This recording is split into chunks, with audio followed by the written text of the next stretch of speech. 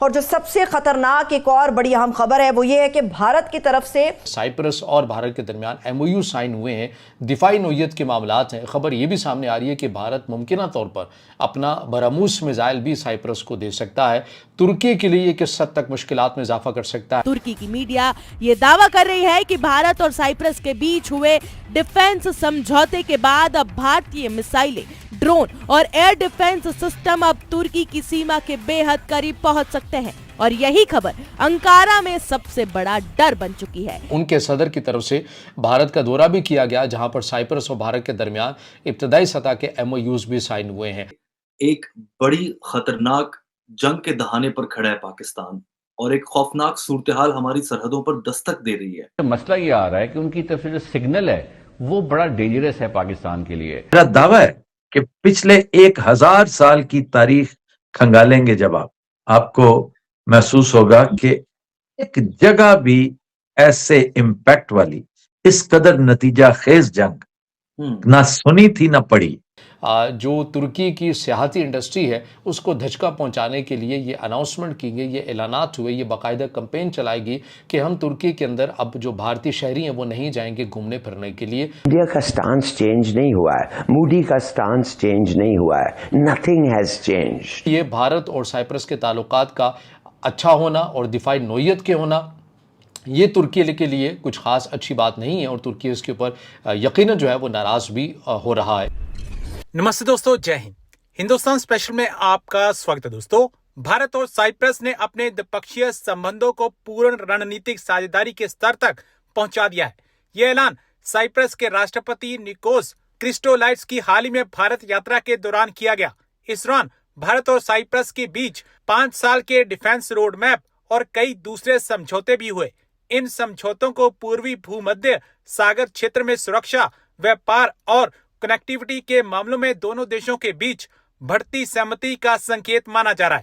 یہ گھٹنا کرم تب ہوا ہے جب پاکستان، سعودی عرب اور ترکی کئی دوسرے سنی دیشوں کو ساتھ لے کر اسلامک ناٹو کو بنانے کی پہل کر رہا ہے۔ 20 سے 23 مئی تک سائپرس کے راشٹرپتی کی بھارت یاترا کے دوران کئی مہتوپورن گھٹنا کرم ہوئے۔ حالانکہ دونوں دیشوں کے بیچ سیکیورٹی اور ڈیفنس کو لے کر ہوئی ساجھیداریوں کی خوب چرچا ہوئی۔ بیٹھک کے دوران پرائم منسٹر نریندر مودی اور سائپرس کے راشٹرپتی نے آتنکواد کے سبھی روپوں اور ابھیویکتیوں کی، جس میں سیما پار آتنکواد بھی شامل ہے، اسپشٹ شبدوں میں نندا کی۔ بھارت کے حوالے سے آپ کو پتا ہے کہ ترکی اور بھارت کے تعلقات بالخصوص پاکستان کے اگینسٹ جب آپریشن سندور اس کا آغاز کیا گیا اور جب یہ بری طرح سے ناکام ہوا تو بھارت کو یہ معلوم ہوا کہ کس طرح سے چائنا اور ترکی بالخصوص پاکستان کی معاونت کرتے رہے، ہر طرح سے سفارتی لحاظ سے بھی، دیگر لحاظ سے بھی۔ تو بھارت اور ترکی کے تعلقات کے اندر کشیدگی ہے، اس کے اندر شدت ہمیں دیکھنے کو آئی، اس حد تک آئی کہ بھارت کی طرف سے یا بھارت کی سوسائٹی کی طرف سے جو ترکی کی سیاحتی انڈسٹری ہے اس کو دھچکا پہنچانے کے لیے یہ اناؤنسمنٹ کی گئی، یہ اعلانات ہوئے، یہ باقاعدہ کمپین چلائے گی کہ ہم ترکی کے اندر اب جو بھارتی شہری ہیں وہ نہیں جائیں گے گھومنے پھرنے کے لیے، تاکہ اس سے جو ترکی کی سیاحت کی انڈسٹری ہے اس کو نقصان ہو سکے۔ تو اس حد تک جو کشیدگی ہے وہ آ گیا لیول۔ اس کے بعد بھارت نے آرمینیا کے ساتھ اپنے تعلقات استوار کر لیے تھے اور دفاعی نوعیت کے کر لیے تھے، کچھ دفاعی ڈیلز ان کے درمیان ہوئی تھیں اور کسی حد تک ان کی ترسیل بھی ہوئی تھی۔ تو اسی طرح آذربائیجان کے مخالف آرمینیا کے ساتھ بھارت نے تعلقات اچھے کیے۔ اب وہی فارمولہ ترکی کے مخالف ملک حریف کے ساتھ، سائپرس کے ساتھ اب بھارت جو ہے وہ کرتا ہوا نظر آ رہا ہے، اور ان کے صدر کی طرف سے بھارت کا دورہ بھی کیا گیا، جہاں پر سائپرس اور بھارت کے درمیان ابتدائی سطح کے ایم او یوز بھی سائن ہوئے ہیں۔ ابھی ایم او یو سائن ہوئے ہیں، ابتدائی فریم ورک ہے، اس کے اندر یعنی کہ اجازت ہوگی کہ بھارت اپنے دفاعی جو ہتھیار ہے اب وہ سائپرس کو بھی دے سکے گا، اور ظاہر ہے سائپرس اور ترکی کے تعلقات کچھ اچھے نہیں ہیں، دونوں کے درمیان تعلقات کشیدہ رہتے ہیں، جغرافی کو لے کر ہوتے ہیں۔ ترکی سمجھتا ہے کہ اس کا سائپرس پر حق ہے، سائپرس یہ کہتا ہے کہ ہمارا وہ حصہ جو ترکی نے طاقت کے بلبوتے پر اپنے کنٹرول میں لے لیا ہے اس پر ہمارا حق ہے۔ تو اس قسم کے تعلقات ہیں دونوں ممالک کے، تو اسی لیے بھارت اور سائپرس کے تعلقات کا اچھا ہونا اور دفاعی نوعیت کے ہونا یہ ترکی کے لیے کچھ خاص اچھی بات نہیں ہے، اور ترکی اس کے اوپر یقیناً جو ہے وہ ناراض بھی ہو رہا ہے۔ ایک